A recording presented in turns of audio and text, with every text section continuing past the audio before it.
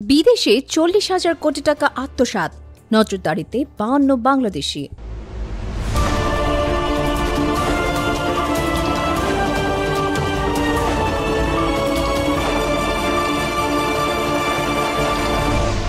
Channel CB স্বাগতম CB নিউজে।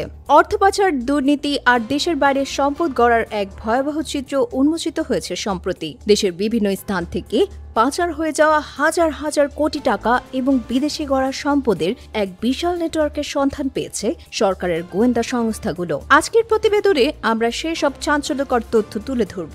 জাতীয় রাজস্ব বোর্ডের NBR central intelligence cell CIC সম্প্রতি এমন এক অর্থ পাচার চক্রের সন্ধান পেয়েছে যারা দেশ থেকে অন্তত ৪০,০০০ কোটি টাকা বিদেশে পাচার করেছে। এই অর্থ দিয়ে বিভিন্ন দেশের সম্পত্তি কেনা হয়েছে এবং বিভিন্ন অ্যাকাউন্টে রাখা হয়েছে। এই চক্রের পেছনে রয়েছেন ৫২ জন প্রভাবশালী বাংলাদেশি। তাদের পাসপোর্ট এর মধ্যেই জব্দ করা হয়েছে। শুধু তাই নয়, তদন্তকারীদের তথ্যানুসারে এই ব্যক্তিরা প্রায় ১০,০০০ কোটি টাকার কর ফাঁকি দিয়েছেন। তবে আইনি বাধ্যবাধকতার কারণে তাদের নাম এখনই প্রকাশ করা হচ্ছে না। এই বছরের জানুয়ারি থেকে এপ্রিল মাস পর্যন্ত সিআইসির একটি বিশেষ দল এই অর্থ পাচারের তদন্ত করে। তারা পাচার হওয়া সম্পদের সন্ধান পেয়েছে Singapore, Malaysia, Dubai, London, new York, Virginia, Florida এবং কুয়ালালামপুরে। সবচেয়ে বেশি সম্পদ পাওয়া গেছে সিঙ্গাপুর, মালয়েশিয়া, দুবাই এবং লন্ডনে। এ পর্যন্ত ব্যক্তি ও প্রতিষ্ঠানের নামে মোট ৩৪৬টি সম্পত্তির সন্ধান পাওয়া গেছে। তদন্তকারীরা বলছেন এটি বিদেশের সম্পদ সরিয়ে নেওয়ার এক অত্যন্ত সুপরিকল্পিত প্রচেষ্টা। এই বিষয়ে কঠোর পদক্ষেপ নিতে নির্দেশ দিয়েছেন প্রধান উপদেষ্টা ডক্টর মোহাম্মদ ইউনূস। তিনি দুর্নীতি দমন কমিশন, দুদক এবং অপরাধ তদন্ত বিভাগ সিআইডিকে কর ফাঁকি, অর্থ পাচার এবং অবৈধ সম্পদ অর্জনের অভিযোগে অভিযুক্তদের বিরুদ্ধে মামলা করার নির্দেশ দিয়েছেন।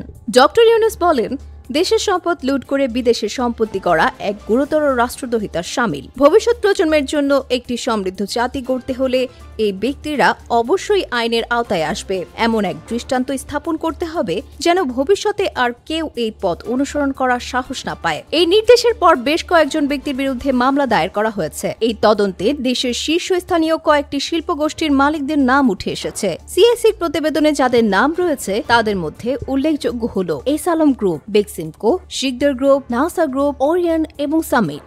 এছাড়াও প্রাক্তন ভূমিমন্ত্রী সাইফুজ্জামান চৌধুরীর মালিকানাধীন আরামিত গ্রুপ এবং আইপি গ্রুপের ব্যবস্থাপনা পরিচালক আদনান ইমামের নামও এই তালিকায় যুক্ত হয়েছে। তদন্তকারীরা জানিয়েছেন এই তালিকায় আওয়ামী লীগ সরকারের সময়ে প্রভাব বিস্তার করা ব্যবসায়ী, প্রভাবশালী রাজনৈতিক নেতা এবং সংসদ সদস্যরাও রয়েছেন। বিদেশে সম্পদ গড়ার পাশাপাশি সিআইসি আরও ৩৫২ জন বাংলাদেশের সন্ধান পেয়েছে যারা বিনিয়োগ বা নগদ অর্থের বিনিময়ে বিদেশি পাসপোর্ট কিনেছেন। এই দেশগুলোর মধ্যে রয়েছে অ্যান্টিগুয়া ও Barbuda, Austria, Dominica, Grenada, Saint Kitts ও নেভিস, মাল্টা, সেন্ট লুসিয়া, তুরস্ক এবং উত্তর মেসিডোনিয়া। একটি ক্ষেত্রে জানা গেছে শুধুমাত্র একটি পাসপোর্টের জন্য $1.2 মিলিয়ন খরচ করা হয়েছে।